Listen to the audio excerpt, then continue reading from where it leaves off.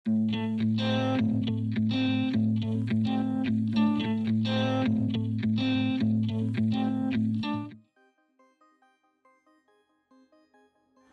तीन तरीक़ों से हम सेल को मुहैया कर सकते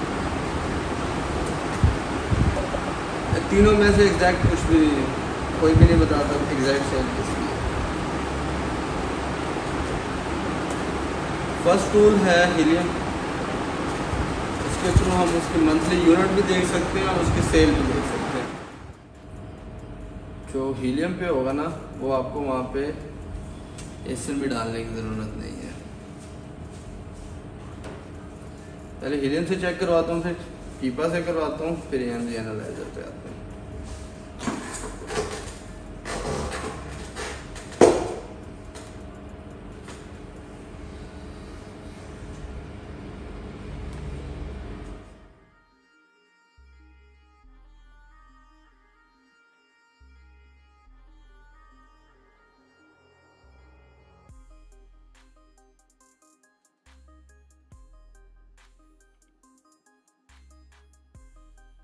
'यह सेल एस्टिमेशन', यहाँ पे आप इसे क्लिक करेंगे, लॉन्च सेल एस्टिमेट। ये आपको बता देगा भी इस प्रोडक्ट के मंथली बेसिस के ऊपर यूनिट कितने सेल हो रहे हैं।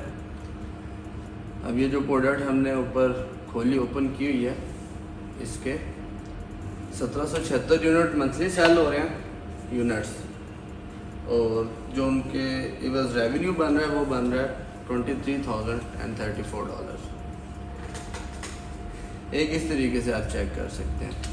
इसी तरीके से अगर कोई और प्रोडक्ट इसके ऊपर चेक करनी है तो वो भी करवा देता हूँ।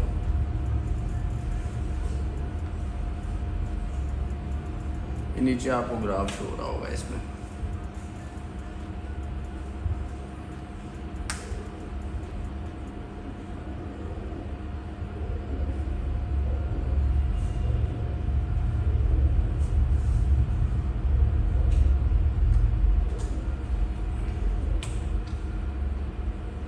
दो 2000 यूनिट इसके सेल हो रहे हैं मंथली। 1,02,669 ही है ना, 79। कम्पेटिटिव ऑफर में ये होता है कि हम देखते हैं भी कितने कंपटीशन है हमारे पास। ठीक हो गया। ये अगर आप केले बेच रहे हैं तो ये आपको शो करवाएगा अकेले बंदे की सेल मंथली बेसिस के ऊपर। इसी तरह अगर आप कहते हैं कि आपके दो कंपटीटर हैं तो आप यहाँ पे दो को लेके चल रहे हैं, तो उस हिसाब से वो दो में डिस्ट्रीब्यूट कर देगा। जितने ज़्यादा कंपटीटर होंगे उतने में वो डिस्ट्रीब्यूट करके दे देगा। लेकिन इसमें ये होता है कि अगर आप बाय बॉक्स अच्छे से सेट कर लें तो आप ज़्यादा बाय बॉक्स ले सकते हैं। बाय बॉक्स विन करना है, उसके बाद आपकी सेल्स कंटिन्यू स्टार्ट हो जाती है। ठीक है जी, एक इस तरीके से होगी। उसके बाद आते हैं इसके ऊपर। इसके ऊपर आपने लिखना होता है सेलर रैंक, मेन कैटेगरी का। इसका सेलर रैंक क्या है जी, किचन एंड डाइनिंग के अंदर है इसका 2527, 25-27।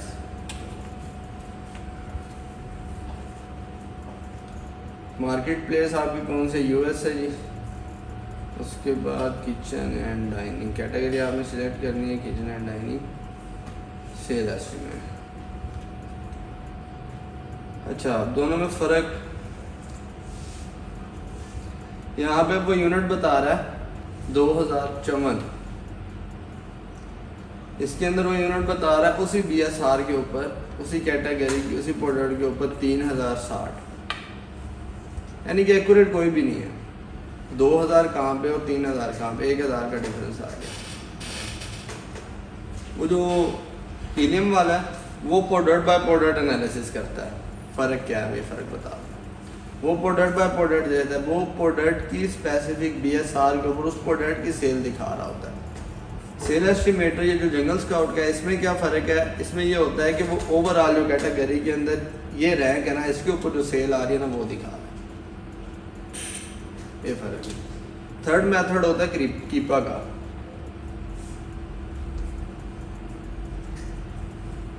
चल जाए सही यार।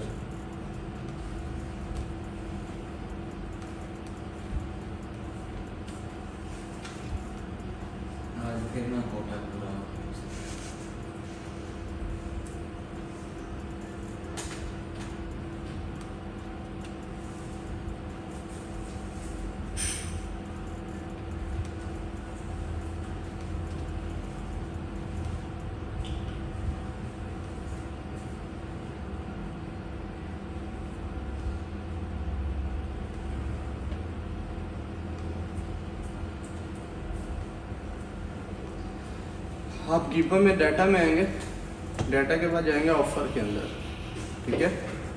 उसके अंदर वो आपको बता दिया है कि इसके जो लास्ट में यूनिट सोल्ड हुए हैं वो ये प्राइम ने किए हैं 33, और उसके बाद जो ये दूसरा प्राइम था जिसकी प्राइस है $69.99, उसने किए हैं 2298 यूनिट्स। ओवरऑल उसने बताया है कि 2331 सेल हुए हैं। ये इस तरीके से थोड़ा सा बताता है। आपको इसमें से एक को बेस बना के चलना होगा।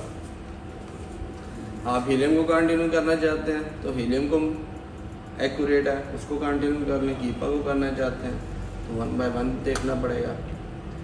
और जंगल स्काउट की मेंबरशिप है, इसके ऊपर अगर फ्री में करते हैं तो वो दिन में को 7, 8 या 10 SQs हैं, उनको वो एडजस्ट करने देता है,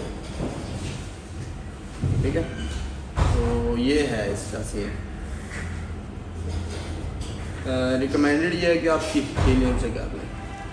रिकमेंडेड ये है कि आप हीलियम से कर लें। जब तक आपके पास /4 हीलियम पेड है वो नहीं है तब तक आप जंगल स्काउट को यूज़ करें। यार अगर आप उनकी वेबसाइट के थ्रू लेंगे तो वो क्या कहते हैं आपको महंगी पड़ेगी। उसमें आपको कोई तकरीबन मेरे ख्याल से $49 देने पड़ेंगे, या मैं भी आपको देख के बता देता हूँ। लेकिन आप शेयर ले लें। शेयर का मतलब ये होता है कि लोग आप फेसबुक या उसके ऊपर जाएंगे,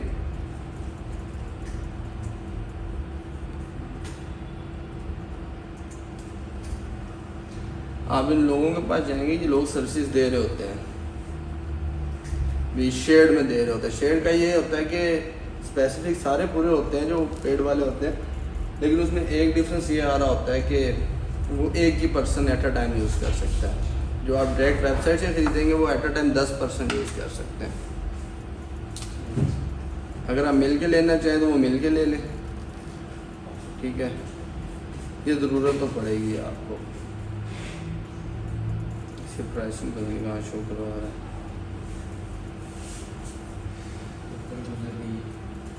वो मंथली शो करवा रहा है। हमें ये नहीं चाहिए, हमें सिर्फ टूल की चाहिए।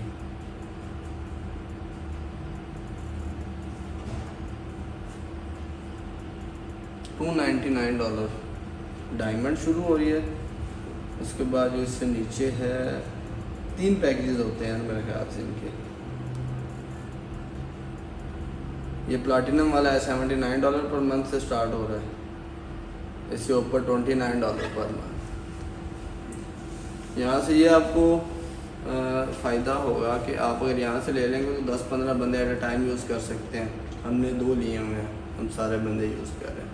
शेड वाले में वो 1000-1200 रुपये का आपको टूल दे देगा। ये इस टूल के साथ कुछ एडिशनल टूल्स भी होंगे। मेन कीपा होगा, जंगल स्काउट की भी हो सकते हैं मेंबरशिप, कैनवा, इस तरीके से एक प्रॉपर उनका टेम्पलेट बना होता है। वो आपको उसकी प्राइस देते हैं 1500 या 2000। फेसबुक पे भी मिल जाते हैं। उसके बाद में भी शायद मेरे पास एक आधे बंदे का पड़ा हो अपने, यार वो उसमें पड़े हैं जो फेसबुक पे ग्रुप है ना, स्काईनेट जो है, लर्निंग विद स्काईनेट जो है वाला, उसके अंदर पड़े हैं सारे। उनके लोगों के टेम्पलेट भी पड़े हैं, उसके अंदर पोस्टिंग की लगाई गई थी। टिशू पकड़ेंगे, गर्मी यार, हल्का सा पंखा चला ले, हल्का चला। ये 3 तरीके से जी हम कर सकते हैं। क्वेश्चन पूछो, आंसर करता हूँ। अगर मेरे है एक सप्लायर SDACCS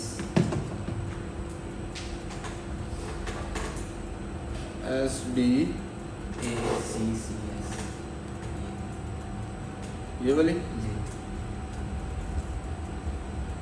जी इसको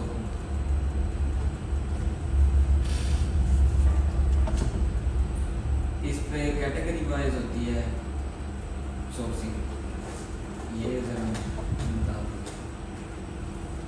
इसमें इसको इसका यार कैटलॉग जब आएगा ना, देखो ये है डिस्ट्रीब्यूटर, ये उसमें नहीं चलते, इस तरीके से नहीं चलते कि क्या कहते हैं भी आपको सारी प्रोडक्ट अपनी शो करवा देंगे विद प्राइसिंग। कुछ डिस्ट्रीब्यूटर इस तरीके से चलते हैं रिटेल टाइप, वो पर यूनिट की आपको शो करवा देते हैं, देन आप अकाउंट अप्रूवल करवाएं। लेकिन जो ये बड़े बड़े डिस्ट्रीब्यूटर्स होते हैं ना, ये आपको पहले अकाउंट अप्रूवल देते हैं, उसके बाद आपको ईमेल के थ्रू कैटलॉग देते हैं। अच्छा, इसके अंदर अब इस डिस्ट्रीब्यूटर के ऊपर में भी आपको 1 मिलियन प्रोडक्ट्स मिल जाए, 1 मिलियन प्रोडक्ट्स मिल जाए, लेकिन उसमें से इन स्टॉक कितनी होगी ना, वो अपने कैटलॉग में बताते हैं आपको। वो आपको एक शीट देते हैं, उसके अंदर जितनी भी प्रोडक्ट्स उनके पास इन स्टॉक है, उनका UPC, SKU जो उनकी तरफ से अलाउड है, प्रोडक्ट नेम, प्रोडक्ट का अगर कोई यूनिवर्सल कोड बनाया ब्रांड ने वो डाल के उसके बाद उसकी प्राइसिंग डाल देते हैं और उसके अवेलेबल यूनिट्स बता देते हैं। अब उसको फिर स्कैन अनलिमिटेड एक टूल आपको बताया था हमने, स्कैन अनलिमिटेड, अब वो पूरे कैटलॉग को स्कैन अनलिमिटेड पे अपलोड कर देते हैं। वहाँ से आप अपने मुताबिक उसके ऊपर हंटिंग कर लेते हैं। अपने मुताबिक क्या कैसे करते हैं, आप कहते हैं भी मुझे इस रेंज की प्रोडक्ट चाहिए, BSR उसका BSR तो सॉरी वहाँ पे होता नहीं, आपको शॉर्ट लिस्ट कर देते हैं प्रोडक्ट्स। उसके बाद जो आपके पास शॉर्ट लिस्ट चाहिए, लेट्स सपोज आपके पास एक बंदे ने कैटलॉग भेजा, एक डिस्ट्रीब्यूटर ने 500 प्रोडक्ट का जो उसके पास अवेलेबल है, उस 500 में से आपने अपने फिल्टर्स लगा के स्कैन किया, उसके मुताबिक आपको मिल गई कोई 200 प्रोडक्ट। उन 200 प्रोडक्ट को आप 1 बाय 1 चेक करेंगे भी ये मेरे लिए फिजिबल है या नहीं है। इस तरीके से होती है इसके ऊपर।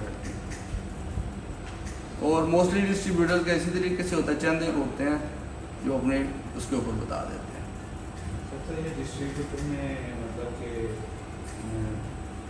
वो होता है कि करवाना ही पड़ता है अप्रूवल। ज़रूरी नहीं है, ज़रूरी नहीं है, कोई बगैर अप्रूवल से भी भेज देते हैं। बगैर अप्रूवल के डिस्ट्रीब्यूटर नहीं देता, उनके ऊपर अकाउंट ओपन करना ही पड़ता है। इसी तौर पे रिटेलर्स के ऊपर ही रहता।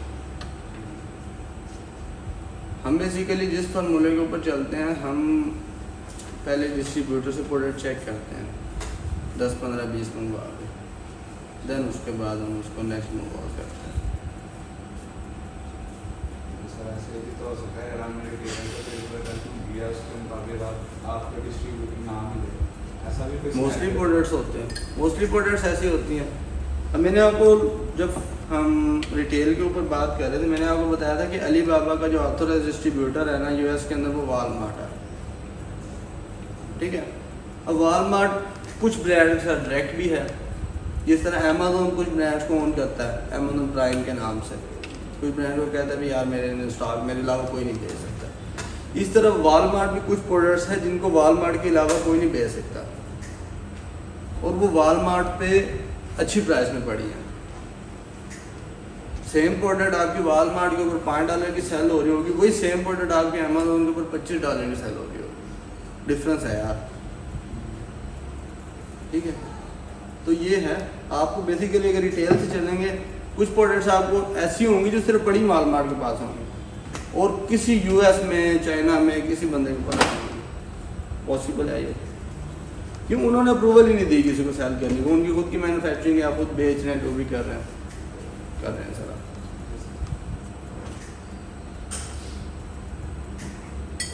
रियली नेक्स्ट बस जी भाई जाफर सर, ये ऑनलाइन ऑर्बिट्रेज का होता है। ऑनलाइन आर्बिट्राज क्या होता है? तुझे किसने बताया ऑनलाइन आर्बिट्राज? टिकटॉक पे देखा है, यूट्यूब पे देखा था, उधर आना पड़ेगा यार मुझे। अरे यार आजा भाई इधर।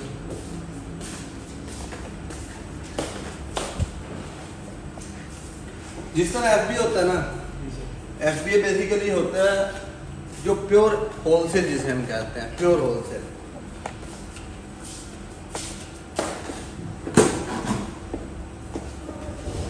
FBA की छोटी बहन है ऑनलाइन आर्बिट्राज।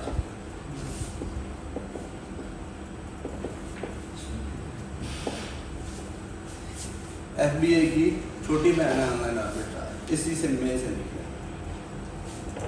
जो भी काम हम FBA में कर रहे होते हैं, वही सेम काम हम इसमें कर रहे होते हैं, ठीक है। जो सेम काम हम FBA में कर रहे होते हैं, वही सेम काम हम आर्बिट्राज में कर रहे होते हैं। फ़र्क कहाँ पे आता है? जो प्योर FBA होलसेल है ना, वो होती है डिस्ट्रीब्यूटर से,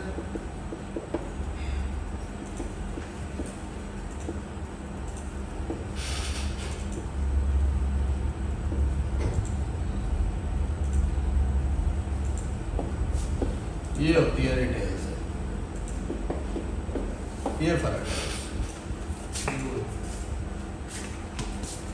अगर आप डिस्ट्रीब्यूटर या ब्रांड अप्रूवल लेके ब्रांड से डायरेक्ट काम कर रहे हो, ये ब्रांड्स है, ब्रांड से के साथ इस तरीके से काम कर रहे हो तो इसे हम कहते हैं FBA होलसेल। अगर आप रिटेलर से सामान उठा रहे हो, रिटेलर वॉलमार्ट भी हो सकता है, सैम भी हो सकता है, रिटेलर से सामान उठा के उसको 3PL लेबल करवा के उसको अमेज़न के वेयर हाउस में भेजें, उसको सेल करें, उसको हम कहते हैं ऑनलाइन आर्बिट्राज। ठीक है, ये फर्क है, इसके अलावा और कोई फर्क नहीं। ODR का थोड़ा ODR order defect rate,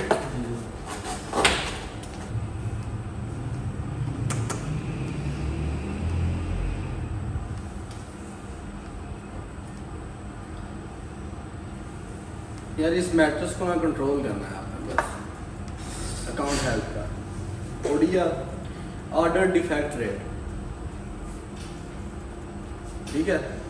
ODR जो बनता है वो 3 चीज़ों को मिला के बनता है, 3 चीज़ों को। Number 1 negative feedback, number 2 A to Z claim, number 3 chargeback claim, ठीक है। नेगेटिव फीडबैक पता कैसे आते हैं?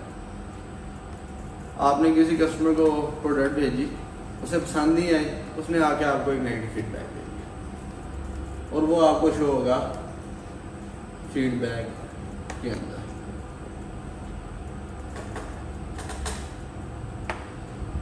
ठीक है जी, फीडबैक के अंदर शो होने लग जाएंगे।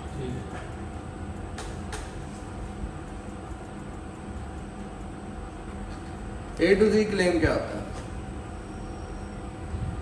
A to Z क्लेम ये चीज़ होती है कि आपने एक बंदे को प्रोडक्ट भेजी, उसकी ट्रैकिंग वगैरह डाल दी, ठीक है।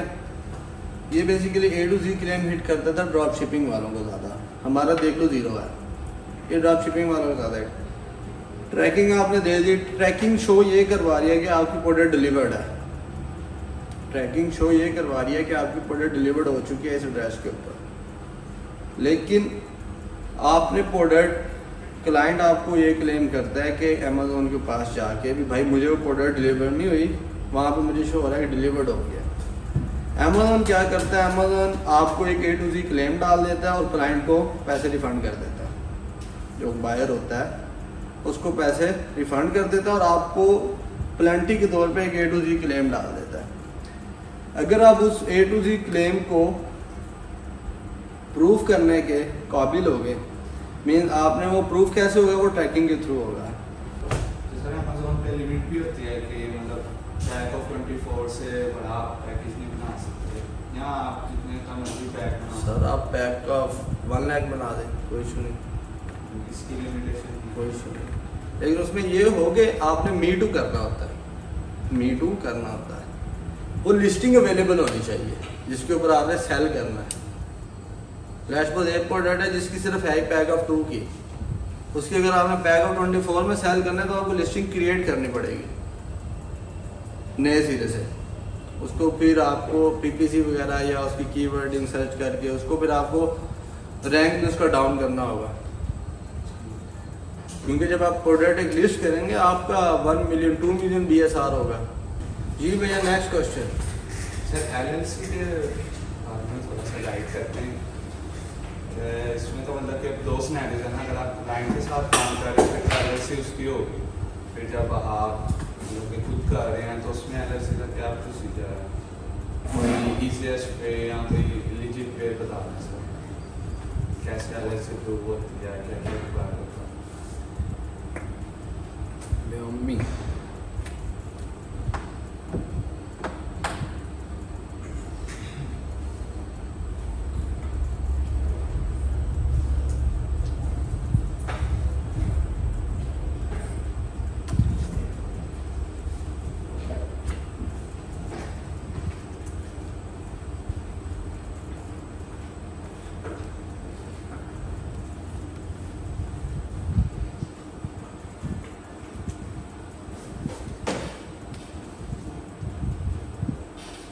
ये आपके पास एक वेबसाइट है, सेल करेंगे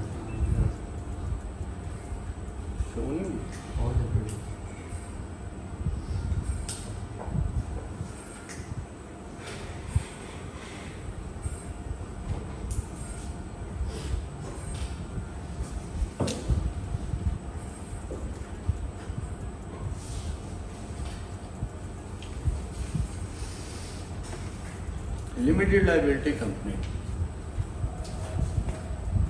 बेसिकली अमेज़ॉन के ऊपर आप इंडिविजुअल अकाउंट ही ओपन कर सकते हैं पाकिस्तानी डिटेल्स के ऊपर, ठीक है। अगर आपने पाकिस्तानी डिटेल्स के ऊपर इंडिविजुअल अकाउंट ऐड करना है, पहले हो जाता था, लेकिन ये रिसेंटली तौर पे अमेज़ॉन ने पाबंदी लगा दी है। अभी तकरीबन कोई 2-3 माह पहले की बात है। नहीं, हाँ 2-3 माह तो है।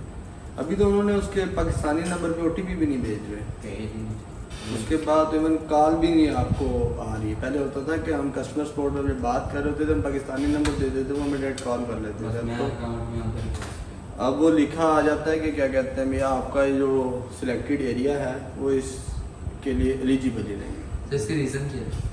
सर 2 नंबरिंग तो सिर्फ कार्डिंग होती है। नहीं यार, होती इंडिया में हमसे ज़्यादा है, इंडिया से हमसे ज़्यादा होती है ये नाइजीरिया में, और बड़े बड़े लोग कर रहे हैं।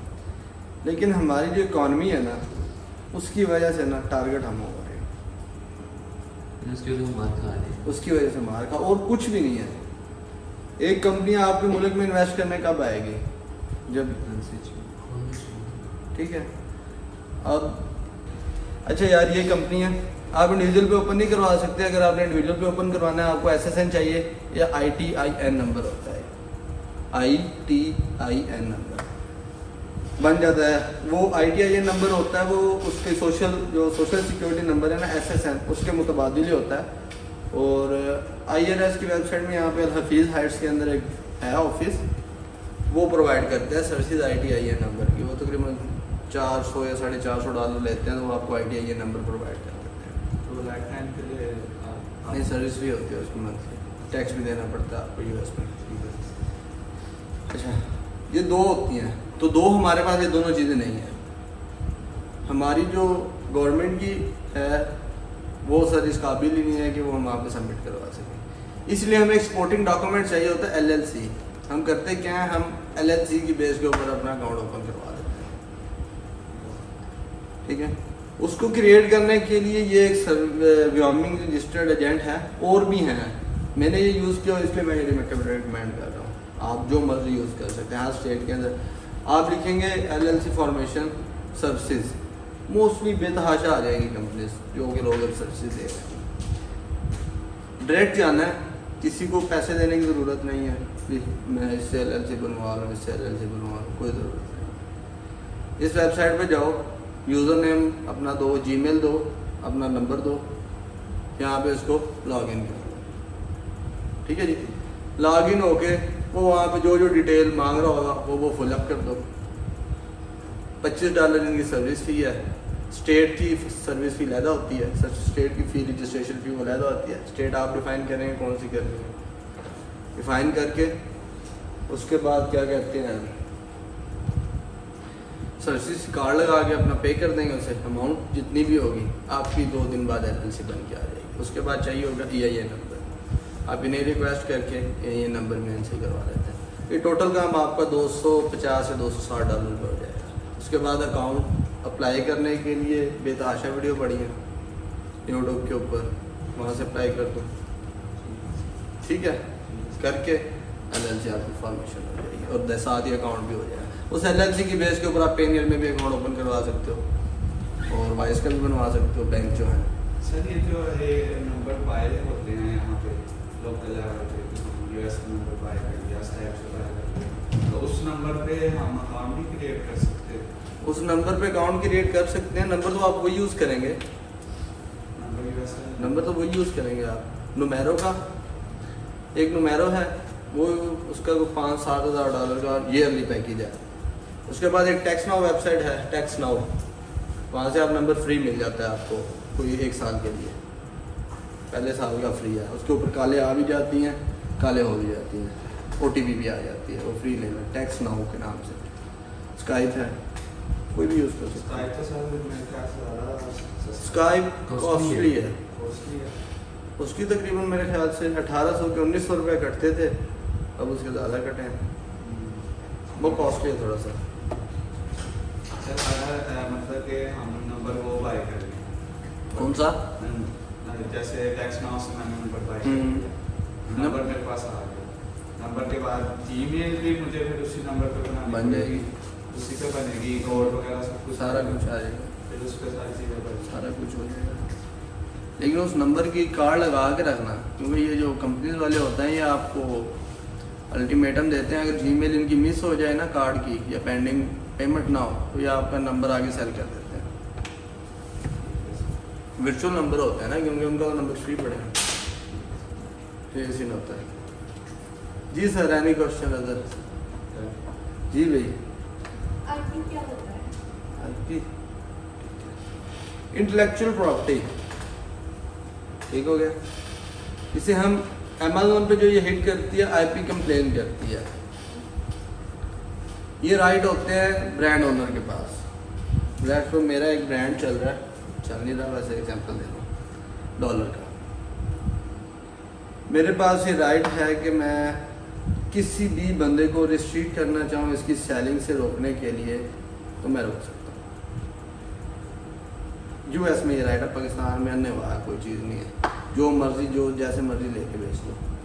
यूएस के अंदर ये है कि आप अगर एक ब्रांड को ओन कर रहे हैं ना, आपकी परमिशन के बगैर कोई भी उसे किसी भी प्लेटफॉर्म के ऊपर सेल नहीं कर सकता, स्पेशली अमेज़न के ऊपर।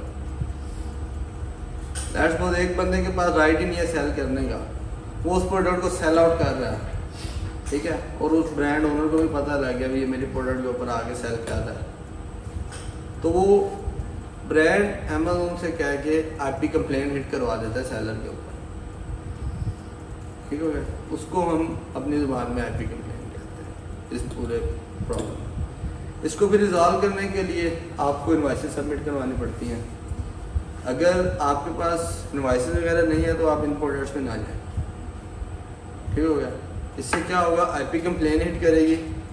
जैसे ही आईपी कंप्लेन, डिस्ट्रीब्यूटर हमें अथॉरिटी देता है, फिर कोई इशू नहीं होता। अगर आपके पास इनवॉइसेस हैं, इनवॉइसेस लेनी पड़ती है, ऑथेंटिक इनवॉइसेस हैं 180 डेज पुरानी, ठीक है, प्रोडक्ट की इमेजेस हैं, अगर ब्रांड ने आपको कोई नंबर अलॉट किया हुआ है, ऑथेंटिकेशन नंबर या ऑथराइजेशन नंबर अलॉट किया हुआ है, वो है, तो देन उस बेस के ऊपर आपको इंटेलेक्चुअल प्रॉपर्टी पड़ जाएगी, लेकिन आप वो चीज़ें सबमिट करवाएंगे, अमेज़न रिजॉल्व कर देगा और अकाउंट हेल्थ आपको दोबारा से मेंटेन कर देगा।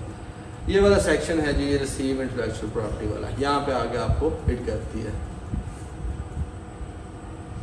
यहाँ पे अगर आईपी कंप्लेन पड़ी होगी वो यहाँ पे वो हो जाएगी, शो होने लग जाएगी, और वो 180 डेज बाद रिमूव होगी अगर आप उसके ऊपर कोई भी वो एक्शन नहीं लेते। अगर एक्शन लेंगे तो 10 दिन अकाउंट हेल्थ रिवाइव हो जाएगी, अगर आप एक्शन नहीं लेंगे तो वो 180 डेज बाद जाके रिमूव होगी। जी नेक्स्ट, एफबीए और एफबीएम का फर्क है। एफबीए में बेसिकली हम यूज़ कर रहे होते हैं अमेज़न का warehouse, fulfilment by Amazon.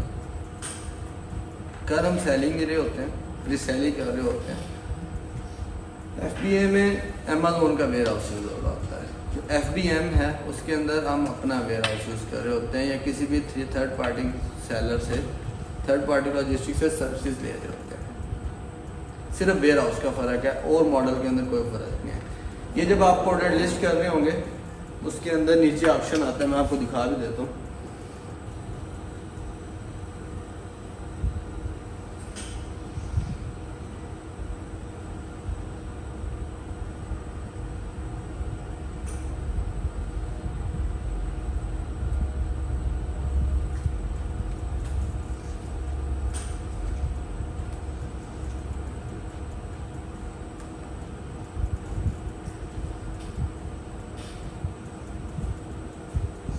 ये सारी चीज़ें आप ऐसे ही करेंगे।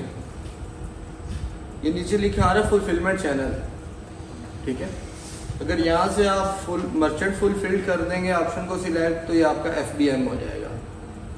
अगर आप चाह रहे हैं कि मैं एक प्रोडक्ट को अमेज़न के वेयर हाउस में करूँ, तो यहाँ से जस्ट नीचे वाला सिलेक्ट कर देंगे तो आपका एफबीए हो जाएगा।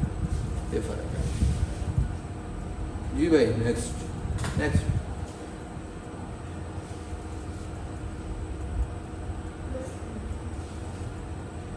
सर, हम किसी प्रोडक्ट की इनवॉइसेस किस तरह आप भेज सकते हैं? क्या किसी प्रोडक्ट की इनवॉइस किस तरह ले सकते हैं? किसी भी प्रोडक्ट की इनवॉइसेस? इनवॉइस किस तरह लेते हैं? हाँ यार बड़ा औखा सवाल है यार। अच्छा, इनवॉइसेस आपको देता होता है ऑथराइज्ड डिस्ट्रीब्यूटर या ब्रांड। अगर आपकी एक प्रोडक्ट ब्रांड से आप ले रहे हैं तो वो आपको इनवॉइसेस देके ही देगा, ब्रांड श्योर बात है 100%। अगर आप डिस्ट्रीब्यूटर से ले रहे हैं, कुछ आपको देते हैं रिसिप्ट, कुछ आपको देते हैं इनवॉइसेस। आप उनसे इनवॉइसेस लेके अपने पास सेव करो, ठीक है। तो इस तरीके से आप उनसे इनवॉइसेस लेते हैं कि आप उनसे ऊपर पहले अकाउंट ओपन करते हैं, अपना अप्रूवल लेते हैं, अप्रूवल लेके जब आप ऑर्डर प्लेस कर रहे होते हैं ना, वो था देन ही आपको इनवॉइसेस शेयर करता है, ठीक है। जो सिर्फ रिसिप्ट शेयर करें जी, तो उन्हें आप रिक्वेस्ट कर शेयर करें, आप उनकी कस्टमर्स कोड के ऊपर रिक्वेस्ट कर सकते हैं कि हमें इनवॉइसेस चाहिए, अमेज़न पे दे देंगे। दे देंगे। जो ब्रांड अलाउ करता है सेलिंग को, वो आपको इनवॉइसेस भी दे देता है। अमेज़न पे जो क्या कहते हैं सेल कर लो। हाँ जी। सर कुछ इस तरह के भी होते हैं जो आपको अलाउ नहीं करते कि अमेज़न पे नहीं आपने लेना है, बाकी आप जिसमें प्लेटफॉर्म होते हैं जैसे कि जैसा कि हमारे पास एक प्रोडक्ट थी लास्ट डेज के अंदर, आपको दिखाता हूँ मैं लिस्ट हुई। यार वो जूस निकालने वाला नहीं होता उसका, किन्नू का, जी वो वाला था स्टील का, मैंने देखा। वो देखी थी ना आपने प्रोडक्ट। अच्छा, वो ब्रांड हमें अलाउ नहीं कर रहा था डिस्ट्रीब्यूटर से वहाँ से सेल करने की, अमेज़न से सेल करने की। उसके लिए फिर ये होता है कि हम उन्हें कहते हैं कि हम अमेज़न पे सेल नहीं कर रहे, हमारा ब्रिक एंड मोटर स्टोर है। ये काम होता है सोर्सिंग वाले बंदे का। वो उसे ये कह के ऑर्डर प्लेस करवाता है कि हमारा brick and motor physical store है, हमने रिटेल के अंदर भेजनी है, हमने अमेज़न के ऊपर नहीं भेजनी। तो सर फिर वो आईटी नहीं लगाता उस पे? नहीं यार, आपके पास इनवॉइसेस होती है ना उस ब्रांड की। वो तो कह रहा है ना कि आपने अमेज़न पे नहीं करनी थी। लेकिन अमेज़न पे सेल तो हो रही है ना, ठीक है। हम वहाँ से ये चेक कर लेते हैं कि वो जो ब्रांड है वो खुद सेल कर रहा है कि नहीं कर रहा। कुछ ऐसे प्रोडक्ट्स होते हैं जिसके ऊपर ब्रांड खुद सेल कर रहा होता है, तो उसका तो मतलब सीधा है ना कि हमने प्रोडक्ट पे जाना ही नहीं है। जिसमें ब्रांड सेल कर रहा हो, ये मैंने आपको बता दिया था, जिस पे ब्रांड खुद सेल कर रहा हो उसमें तो हम प्रोडक्ट में जाना ही नहीं है। कुछ ऐसी प्रोडक्ट होती हैं जो अमेज़न पे सेल हो रही होती है लेकिन ब्रांड खुद सेल नहीं कर रहा होता, वो सिर्फ मैन्युफैक्चरिंग करके आगे डिस्ट्रीब्यूटर्स को दे रहा होता है। उन प्रोडक्ट्स का ऑर्डर प्लेस करवाने के लिए डिस्ट्रीब्यूटर से, इसलिए हम उन्हें कहते हैं कि हम ब्रिक एंड मोटर स्टोर है हमारा, हमने अमेज़न पे सेल नहीं करना, क्योंकि हमें ये मेक श्योर होता है कि ये वाला ब्रांड खुद जाके नहीं बैठा लिस्टिंग पे। लिस्टिंग तो मेरे पास ऑलरेडी होती है अमेज़न की। अभी मैं आपको एक आधी प्रोडक्ट दिखाता हूँ। ये प्रोडक्ट है जी, सामने खुली हुई है आपके। इसकी अब इसमें जाएं, क्या कहते हैं, डिटेल्स के अंदर कोई नहीं ब्रांड बैठा, ब्रांड कोई नहीं आया इस पूरी लिस्टिंग के अंदर, ठीक है। ये ब्रांड का नाम है किडी। अभी अमेज़न पे सेल हो रही है, ब्रांड नहीं बैठा। इस सूरत हाल में हम क्या करेंगे, अगर ये ब्रांड हमें अलाउ नहीं ना कर रहा रीसेलिंग की, हम इसे कहेंगे हमारा ब्रिक एंड मोटर स्टोर है। Brick and motor store physical store होता है कि हम रिटेल के अंदर भेजें, जिस तरह यहाँ पे जनरल स्टोर होते हैं या किराना स्टोर होते हैं, इस तरीके से, या ये यूरो के अंदर अच्छे स्टोर हैं जो हम उन्हें कहते हैं कि हमें उसमें सेल करनी है, वो हमें अलाउ कर देते हैं। जब एक बार अकाउंट अप्रूवल हो जाए फिर आपका ऑर्डर कैंसिल नहीं होता है, इतने जल्दी देन होते रहते हैं। वहाँ से आपको इनवॉइसेस आ जाती हैं। अगर इन केस कोई ब्लंडर हो भी तो हम वहाँ से टैकल हो जाता है। सर अगर किसी के पास इतनी इन्वेस्टमेंट ना हो कि वो अमेज़न पे काम कर सके, वो क्या करें? वो अपना क्लाइंट ढूंढे। वो किस तरह मिलेगा? वो किस तरह मिलेगा, उसके ऊपर लेक्चर था यार, गलत कर रहे हो यार मेरे साथ। अच्छा यार क्लाइंट फाइंडिंग के लिए ना बेसिक आपको नॉलेज होना चाहिए, चीज़ों का पता होना चाहिए, इची बिची पता होना चाहिए। फर्स्ट चीज़ तो ये है।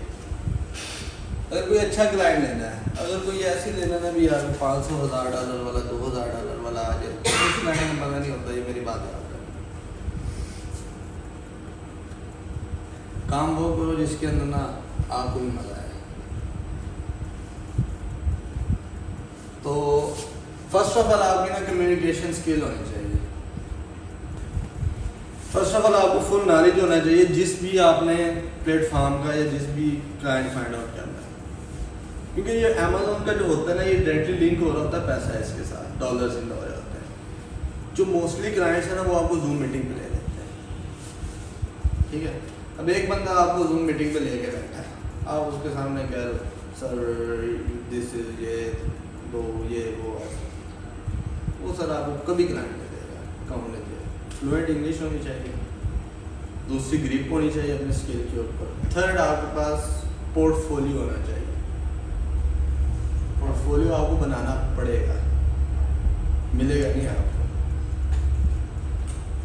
ठीक है। उसके बाद जो अगर आपने पाकिस्तानी कम्युनिटी को टारगेट करना है, क्योंकि हमारा पाकिस्तानी के साथ लिंक ही नहीं है, अगर आपने पाकिस्तानी कम्युनिटीज़ को बात करना है तो फेसबुक के ऊपर काफ़ी ग्रुप्स हैं,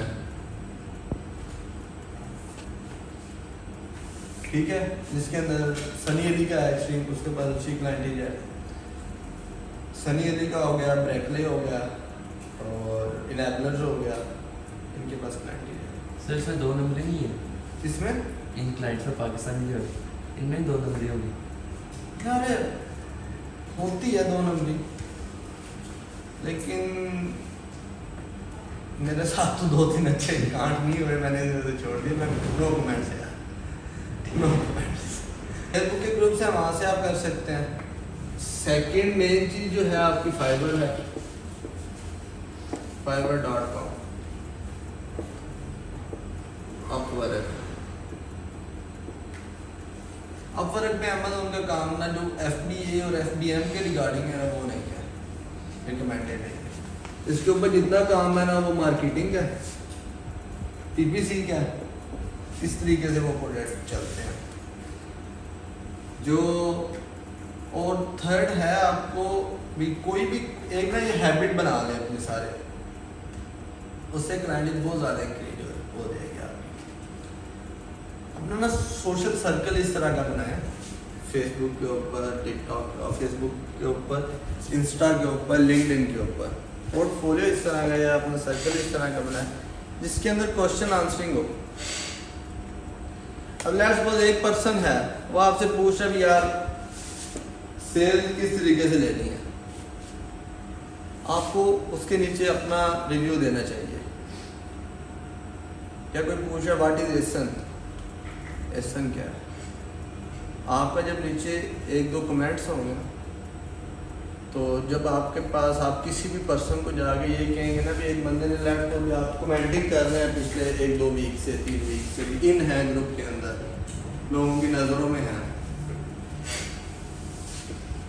आप किसी भी कोई बंदा कहता है कि मेरे पास FB का अकाउंट है, मुझे BA चाहिए, आप उसके नीचे करते हैं जी कोई भी कमेंट कर देते हैं कि अवेलेबल, ये ना कीजिएगा अवेलेबल, इंटरेस्टेड, ये वो, ये वाला कमेंट ना कीजिए, कोई इस तरह की लाइन लिखे जो उसे पिंच करे, ये अपनी फील्ड को थोड़ा सा एक्सप्लेन करे, ठीक है। आप उसके नीचे जब करेंगे ना, वो आपकी प्रोफाइल में जाके देखेगा कि इसकी जो प्रीवियस हिस्ट्री है वो अमेज़न के रिगार्डिंग है भी या नहीं, इसके ऊपर क्या कहते हैं भी जो ये मुझे कह रहा है कि ये उसका कोई पोर्टफोलियो है भी या नहीं, कुछ पता भी है कि नहीं। वो जो आपके कमेंट किए होंगे ना, वो आपको बड़ा सपोर्ट करेंगे। सोशल होना थोड़ा सा, इसके ऊपर अभी नहीं बनाना, फाइवर के ऊपर अकाउंट नहीं बनाना अभी। क्यों नहीं बनाना? फाइवर के ऊपर जब आप एक अकाउंट बना रहे होते हैं ना, फाइवर आपको प्रमोट कर रहा होता है न्यू सेलर्स के नहीं वजह से, तो आपके पास 1-2 मैसेजेस भी आते हैं, क्लाइंट्स भी आते हैं, आपसे क्वेश्चन आंसर भी करते हैं। उस टाइम अगर आपको प्रॉपर उन्हें आंसर ना दे पाए या आपकी कोई क्यूरी हुई और प्रॉपर उनको सोल्यूशन ना दे पाए, तो देन आपकी गिग डी रैंक हो जाती है। 2-3 बार इस तरह हो तो डी रैंक हो जाती है। उसको फिर ऊपर लेके आना बड़ा मुश्किल होता है। उसमें ये होगा कि आपको ऊपर लेते लेते 1-2 महीने लग जाएंगे, बायस्ड हो जाएंगे। थोड़ा सा लर्न कर लें और इसके ऊपर फोकस कर लें, फेसबुक के ऊपर और मुख्तलिफ ग्रुप्स के ऊपर, क्लाइंटेज आपको मिल जाएगी। ठीक है, गोरा अगर ना भी मिले शुरू में तो कोई टेंशन नहीं है, ठीक है, लेकिन आप छोटी छोटी सर्विसेज भी दे सकते हैं। अब मुख्तलिफ हैं लोग जो सिर्फ प्रोडक्ट हंटिंग की डिमांड कर रहे होते हैं, ठीक है। अगर आप डिस्ट्रीब्यूटर से ले रहे हैं तो उसका रेट कुछ हो रहा है, अगर आप रिटेलर से ले रहे हैं उसका कुछ हो रहा है, ठीक है। तो पर प्रोडक्ट वो आपको 500,000 मुख्तलिफ जो होती हैं कंपनी वो चार्ज दे रही होती है, ठीक है। इस तरीके से भी आप काम कर सकते हैं, पूरा अकाउंट भी ऑपरेट कर सकते हैं। It's up to you totally. लेकिन अगर 2-3 महीने क्लाइंट ना भी ना मिले तो वो नहीं छोड़ना, जज्बा नहीं छोड़ना। हमारा पाकिस्तान के अंदर फेलियर का ड्रॉबैक ही ये है कि लोग वर्किंग करते हैं शो के अंदर, 1-2 महीने काम नहीं होता, बजाय ये कि प्रैक्टिस करने के फील्ड छोड़ देते हैं। जितना गुड़ डालोगे उतना मीठा होगा, सिंपल सी बात कर रहा हूँ। और ये कभी भी ना सोचना कि अमेज़न के अंदर पैसे ही पैसा नहीं, वहाँ पैसा। यूएस की सबसे टफ तरीन मार्केट है, टफ तरीन, जिसके अंदर इतनी पॉलिसी है, ऑथेंटिसिटी कंप्लेन इसमें, आईपी कंप्लेन इसमें, कोड ऑफ कंडक्ट इसमें। मैं कहता हूँ वालमार्ट में भी नहीं है यार। वालमार्ट जब सेल कर रहे होते हैं, न्यू एग है एक, उसके ऊपर सेल कर रहे होते हैं, ईबे पे सेल कर रहे होते हैं, एटसी पे सेल कर रहे होते हैं, इस तरह की रिस्ट्रिक्शन किसी जगह होती है। जो बंदा अमेज़न में कामयाब है ना, वो यूएस की सारी प्लेटफॉर्म के ऊपर काम कर सकता है, डैम श्योर, 110%। कोई इसमें मेरा इख्तलाफ है ही नहीं कि कोई बंदा उसमें काम कर सकता। सर टफ मार्केट भी यूएस जी मतलब मार्केट भी यूएस सर, बड़ी लेवल की मार्केट है यूएस से, बहुत टफ है यार, टाइम लेती है। अगर हम उधर इसमें मार्केट में एक्सपर्ट हैं किसी भी मुल्क कंट्री के अंदर हम मैं यूएस की बात कर रहा हूँ। यूएस के जो मुख्तलिफ प्लेटफॉर्म है ना, उनके ऊपर आप सेल कर सकते हैं। यूएस में बेसिकली जो प्लेटफॉर्म है ना, उनका सेम ही होता है। अब यूके में हमारा जो ना जाने का मेन कंसर्न है ना, वो वैट है। वैट 17% वैट है वहाँ पे, 20% पता नहीं यार मुझे कंफर्म, 17 से 20% वैट है जी वहाँ पे यूएस में। तो रेट मतलब टैक्स यूएस की गवर्नमेंट लेती है आपसे, ठीक है। चीज़ आपको $2 की मिल रही है तो वो 20% लगा के $3 हाँ। 20% टैक्स दे रहे ना आपने। हमारा जो सबसे ज़्यादा मेन कंसर्न ना जाने का यूके में, हमारे पास वेयर हाउस भी है यूके में, क्लाइंट भी रेडी है, बिलीव करो, हम नहीं जा रहे भाई, नहीं मेहनत होती, अब नहीं उस पोटेंशियल के साथ मेहनत होती, क्योंकि मेरे शुरू से काम ही यूएस में किया, और जो हमने यूएस में बूम देखा हुआ है वो यूके में, कनाडा में, जर्मनी में किसी जगह भी नहीं है। सेम ही होते हैं, छोटे छोटे डिफरेंट होते हैं बस सेल्स का फ़र्क होता है। जिस कंपैरिजन के साथ, जिस बीएसआर के ऊपर आपको यूएस में सेल हैं, अभी आपने 5,000 का बीएसआर अगर यूएस मार्केट के अंदर हो तो उसका मतलब है $50,000 की मंथली सेल है।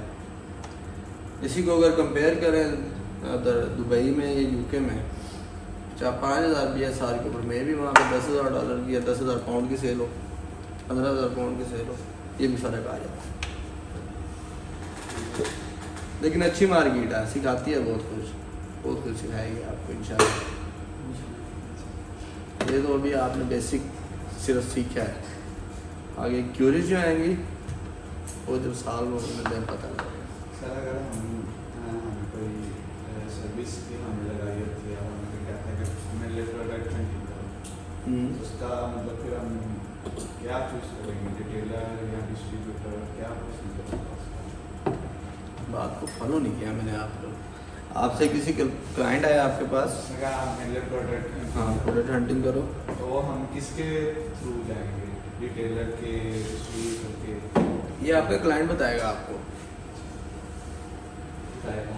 भी सर मुझे प्रोडक्ट हंटिंग करवानी है मैंने आपसे, ठीक है, आपने पूछना है मैं कहाँ से करवानी है, मैं आपको प्रोडक्ट फाइंड आउट करके दूँ, अगर मैं करके दूँ तो अपना क्राइटेरिया शेयर करो, हमने आपके क्राइटेरिया शेयर किया, इसी तरीके से वो आपको क्राइटेरिया बताएगा, इतना BSR होना चाहिए, ये कैटेगरी होनी चाहिए, सप्लायर ऑथेंटिक होना चाहिए, रिटेलर से नहीं होनी चाहिए, वो ये आपको बताएगा, ठीक है भैया, आपको वो जिस तरीके से बताए, ठीक है, आप उस तरीके से काम करना,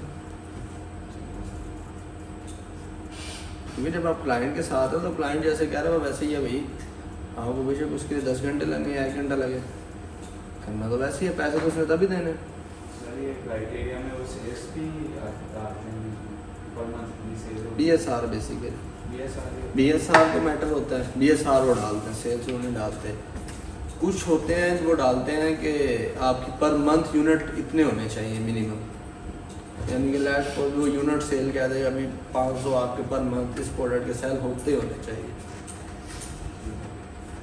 ठीक है ना, वो आप हीलियम से चेक कर लेंगे पर मंथ इसके कितने यूनिट सेल हो रहे हैं, या कुछ ये करते हैं कि BSR को बढ़ा देते हैं, BSR को कर देते हैं भी 1 लाख तक BSR एक्सेप्टेबल है, लेकिन उसमें वो एग्रीमेंट लगा देते हैं कि उन प्रोडक्ट्स का एक्सेप्टेबल है जिनका मंथली 200 यूनिट निकल रहे हैं, क्योंकि BSR भी कैटेगरी टू कैटेगरी वेरी कर रहा है जी, ठीक है जी, अल्लाह के हवाले, अपनी प्रैक्टिस को कंटिन्यू रखो जब तक आप यहाँ पे नहीं आते, ठीक है ना, अपने साथ साथ क्यूरीज लेके आओ, थोड़ा सा ऊपर होगा ये BSR एसेंस सेल इनसे निकल आओ, कोई हाई लेवल का क्वेश्चन करो यार, तो मुझे भी टफ टाइम दो, ठीक है ना, तो अल्लाह पाक आप लोगों का हामी नासिर हो, ज़िंदगी रही तो मुलाकात होगी, अल्लाह हाफ़िज़।